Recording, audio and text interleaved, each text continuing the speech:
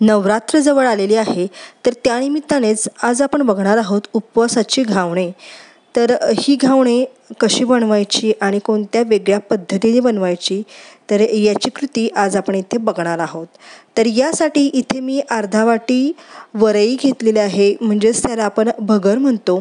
तर ही जी भगर आहे ती आपल्याला पाण्यामध्ये आधी स्वच्छ धुवायची आहे एक वेळेला, आणि त्यानंतर ती पाण्यात आपल्याला भिजवून ठेवायची आहे.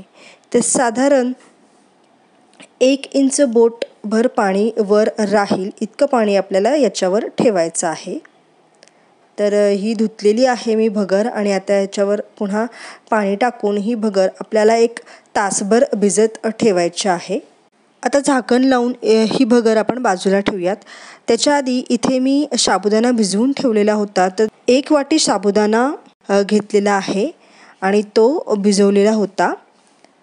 आता हे दोन्हीही पदार्थ आपल्याला मिक्सरमधून बारीक करून घ्यायचे आहेत.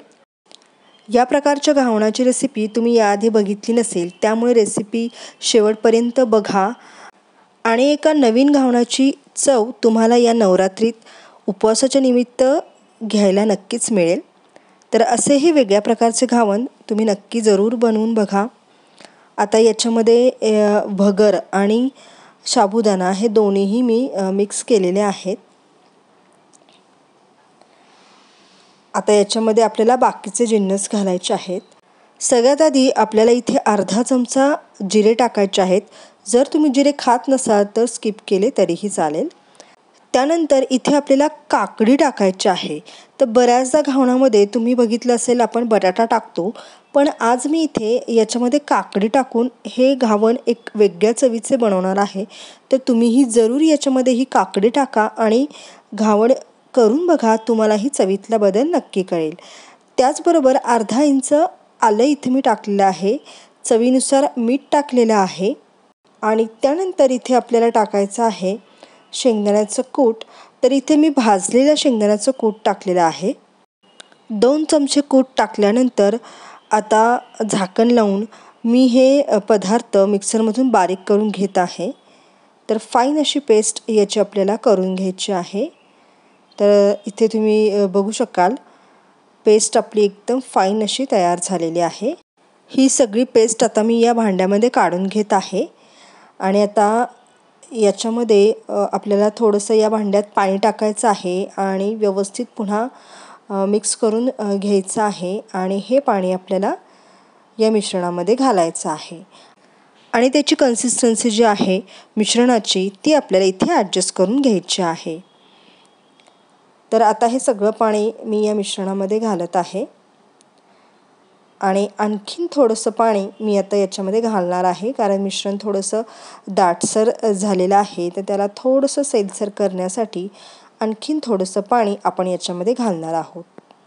आता इथं बॅटर तयार झालेलं आहे, पण तिखटपणासाठी इथे मी चिली फ्लेक्स घातलेले आहेत. चिली फ्लेक्स नसतील तर हिरवी मिरचीही तुम्ही घालू शकता. अगदी तुम्हाला जर कोथिंबीर चालत असेल तर तीही इथे घातली तरीही चालेल. तर आता हे चिली फ्लेक्स घालून मी आता हे मिश्रण जे आहे ते व्यवस्थित मिक्स करून घेत आहे. आणि आता आपण घावण करायला घेऊयात. घावणं करण्यासाठी आपल्याला इथे तव्यावर छान असं व्यवस्थित तेल लावून घ्यायचं आहे सर्व बाजूनी.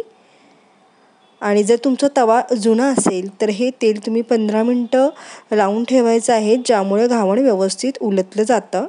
आता याच्यावर हळूवारपणे आपल्याला हे मिश्रण टाकायचं आहे. जास्त मोठं घावण लगेच आपल्याला इथे करायचं नाही आहे, कारण बऱ्याचदा घावण तुटण्याची शक्यता असते. त्यामुळे पहिली 2-3 घावणं जी आहेत ती आपल्याला अशी छोटीशीच करून बघायची आहेत.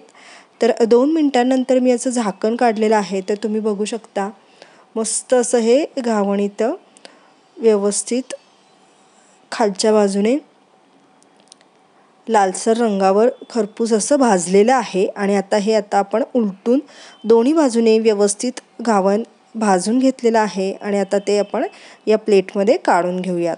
तर अशाच प्रकारे इतरही घावणं आपल्याला करून घ्यायची आहेत. तर पुन्हा एकदा मी याच्यावर तेल लावत आहे आणि आपल्याला याच्यावर घावण टाकायचं आहे. तर गॅस थोडा मोठा असेल तर आपल्या घावणाला जाळी सुटते. तर आता मी इथे हे घावण झाकून ठेवलेलं आहे. तर 2 मिनिटांनी पुन्हा हे उघडायचं आहे. आणि आता याच्या कडा तुम्ही सुटलेल्या बघत असाल. याला पूर्ण वरून आपल्याला तेल लावायचं आहे. दोन्ही बाजूने भाजताना याला दोन्ही साईडला तेल लावून आपल्याला व्यवस्थित भाजायचं आहे. तर आधी याच्या कडा मी सोडून घेत आहे. किती मस्त असं खरपूस असं घावण इथे आपलं भाजून तयार होत आहे. तर आता याला मी तेल लावून घेत आहे. तुम्ही बघत असाल तेलाने घावण जे आहे ते पटकन भाजतं आणि छान चव अशी घावणाला येते. तर आता दुसऱ्या बाजूनेही मी हे घावण असं व्यवस्थित भाजून घेत आहे. तर ही घावणे तयार झालेली आहेत. आता ती आपण प्लेटमध्ये काढून घेऊयात. तर असे हे चविष्ट घावण आता इथे बनून तयार झालेले आहेत. तर मी इथं प्लेटिंग केलेलं आहे. तर अशी ही घावणे तुम्ही लिंबाचं लोणचं किंवा दही या दोन्हीबरोबर खाऊ शकता.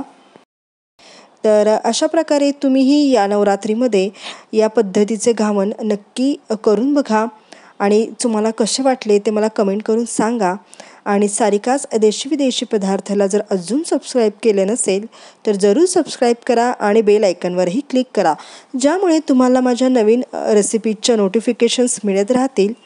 आणि अशाच नवनवीन चवी तुम्हीही घेत राहा आणि पदार्थ बनवत राहा. पुन्हा भेटू एका अशाच नवीन रेसिपीसोबत. तोपर्यंत व्हिडिओ संपूर्ण बघितल्याबद्दल धन्यवाद.